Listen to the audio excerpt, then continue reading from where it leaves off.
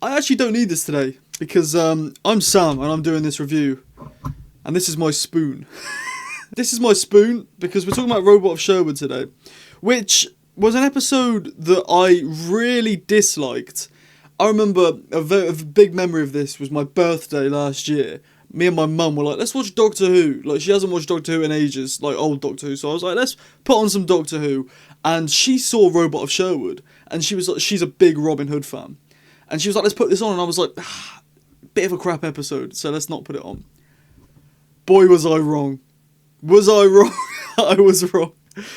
Stick around to hear my thoughts. This is your spoiler warning for not just this episode, but for the whole of Series 8. So if you haven't seen the whole of Series 8, or maybe even the whole of Capaldi's run, maybe don't watch this. But if you aren't bothered about that, or you have seen it, or you just want to hear my thoughts on the episode, feel free to stay. This is one that pleasantly surprised me. I love Robin and the Doctor doing a little duel, like back to back, and then knocking each other over. And then I love Robin getting one up on the Doctor by pushing him into the water as well. Or not even one up, but just making it even. I like that. I was a big fan of that. I also like when they get introduced to the Merry Men, how it's not just like exposition, because it sort of is. It's sort of like, here's Big John, here's da-da-da, here's da-da-da. But in between these little bits of exposition, we get the Doctor plucking out hair from one of them, or testing the blood on one of them, or getting a sandal and be like, this isn't a real sandal. And he's like, yes it is. And he goes, oh yes it is. Stuff like that. It just breaks it up a little bit. It makes it feel a little bit more natural, so it doesn't feel as just in your face. This is what these characters are, and this is what they're talking about. So that was good. I like that. I also like how they don't make it seem like the Doctor. They make it very obvious that the Doctor is trying to beat Robin Hood for Clara, because Clara loves Robin Hood. It's been established in the opening how much she loves him, and just throughout the episode she's very into Robin Hood. And the Doctor doesn't like that. He wants to be Clara's hero. That's it. Him, nobody else. He's Clara's hero. And so he's trying to beat Robin Hood in all aspects to try and become Clara's hero again, which is very interesting, and I like the way they did that.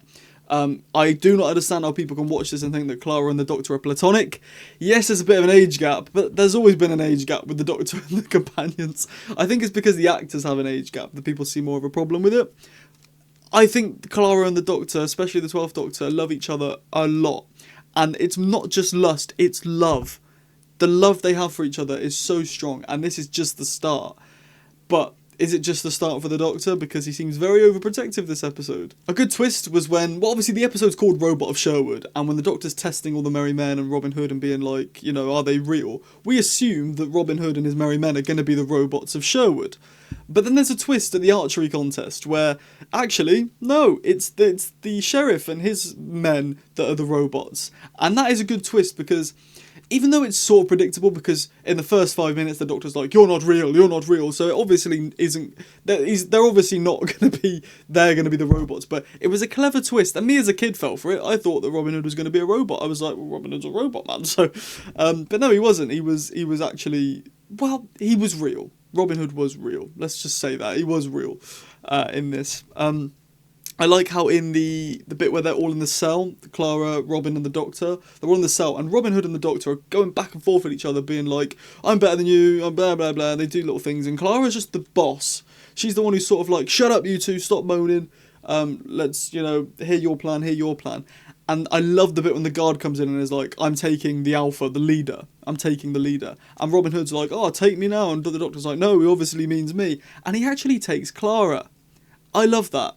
And I also love Clara when she's talking to the sheriff and like convinces the sheriff that she knows what's going on, so the sheriff tells her what's going on. It's really clever. It's like a reverse psychology. You can tell that Mark and Stephen were writing Sherlock when this was also being written. It's a very Sherlocky thing of like, you know, just outsmarting someone by being like, well, those lights in the sky, lucky guess. There's lights in the sky, and then the thing crashed down. Obviously, that's a very like a frequent thing for someone getting recruited by aliens. There was a light in the sky. Ooh, that's not a vague thing. That happens quite often. So it was clever. And Clara, this just does show this is her growing and becoming more like the Doctor each episode, which is, well, spoilers. That's what kills her in the end. She becomes more like the Doctor, and this is the start of her becoming and thinking more like the Doctor. But yeah, Clara's definitely the MVP of this episode for me. I also think this episode is just really well written. Like the bit at near the end and the resolution when Robin's back to back with the sheriff and he does the Doctor's technique. It shows the character development. Robin Hood waits for the sheriff to attack him and then goes behind him and pushes him back with his back, and that's how the sheriff falls off. That's just good writing, that the Robin is using the technique that the Doctor beat him with to then beat the sheriff with. It's cool. I like it. I think it's clever. Another bit of clever writing is the golden arrow. The fact that it's just the right amount of gold. When I was watching, I was thinking, there's no way that little arrow is enough gold to get them from like 45% up to 100%. No way. But it actually isn't. I listened and paid attention. The arrow is enough to boost them up out of the Earth's atmosphere, and then they blow up from not having enough power. So that's clever. The fact that they all come together, all the main three, Clara, the Doctor and Robin Hood, all come together and then fire the arrow as a three. It's so well written. Mark Gatiss, you've pleasantly surprised me. He has some crap episodes of Doctor Who. Like, Sleep No More, genuinely one of the worst things I've ever seen. Empress of Mars isn't great, but it's still pretty much a snooze fest. He has some good ones. The Unquiet Dead I've always stood by. The Idiot's Lantern is terrible, but The Unquiet Dead, I like The Crimson Horror. I like Night Terrors. They're decent. This is going in that pile for me now. This was in the bad pile for ages, but I loved this. I cannot wait till this time next year when I watch this again. It's brilliant. A great thing was the Doctor... Sorry, shot me bolt. A great thing was the Doctor not actually being good at archery.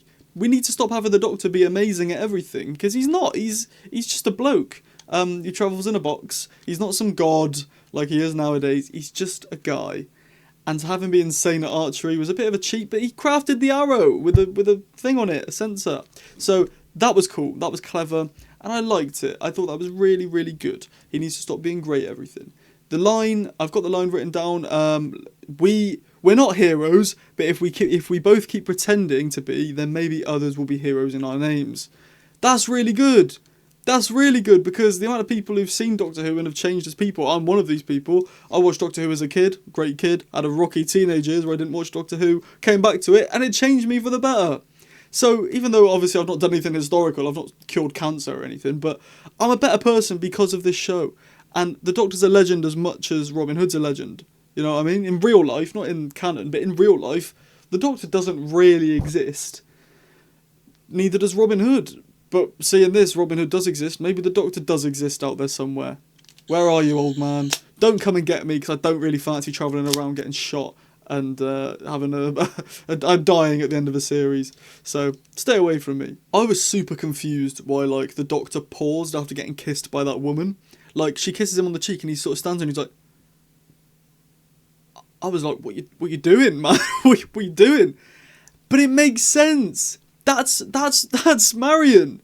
That's Maid Marion, whatever her name is. Oh, I said Mary Magdalene in my notes because I forgot her name, and that's the Jesus one. But yeah, Maid Marion. It was her, and he somehow knew from the kiss. Doesn't really make much sense, but he brings her back to Robin Hood. It's brilliant. It's so well written. I love this episode now. This is why I do this rewatch every year. Everyone always says to me, oh, just watch the good ones. And there are sometimes where I'm sat there and I'm watching 42 and I'm like, this is crap. But if I don't watch every episode, I'd still think this episode sucks. But now I've watched it again, I think it's good. Series 8 is off to a banging start. This is probably my favourite out of all of them so far, weirdly. I remember even this time last year, I didn't like this episode. It's so weird how it's just massively grown on me this time. Maybe I'm just in a good mood. It is sunny outside. I'm filming this on the 2nd of March, which is way before you'll see it. But it's really sunny today. This is feels like the start of spring. So I'm excited. Let me know in the comments, what do you think of this episode? I'm going to rate it a 4.3 out of 5. I think that feels about right. 4.4 seems too high. 4.1, 4.2 seems a little bit under. 4.3 feels about right. Let me know in the comments, do you like Robot of Sherwood? And if you enjoyed this video, please do leave a like, subscribe with the notification bell on. I post every single day. Hopefully by the time this goes out, I'm still posting every day. And these reviews come out every single Friday, so you can stick around for that. There's a button near the comments that says hype. It means the absolute world if you could press that. It boosts my video out to loads more people. And if you want to support me in other ways, monetary-wise, you can become a channel member. I'm going to kick up videos on there very, very soon. Or you can leave a super thanks in the comments, just a couple of quid, and I'll put you as a shout out in the next video. Thank you for watching. I'll see you later. Have a great rest of your day. I've been Sam. This has been my Spoon. This is my Sonic. And ta-ra.